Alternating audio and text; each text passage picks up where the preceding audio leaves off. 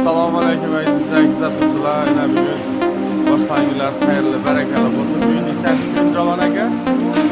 18-aprel 2026-yil. Xudo xolasa Ravotdamiz. Oqchopli Umid akani guruchini oldik rasmiy, xudo xolasa kelib mana. Nasib bo'lsa men onam chiqarganman. Nasib bo'lsa mana shu guruchni olyapman. Senga bo'lyapti mana. Xudo xolasa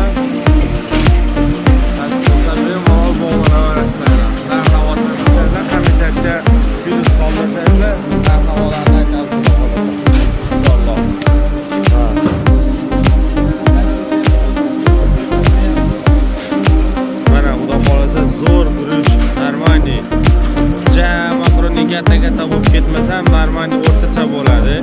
Biz qo'yliqda savdo qilamiz. 11-12 siqiladi. Qo'yliqda qabriston ro'para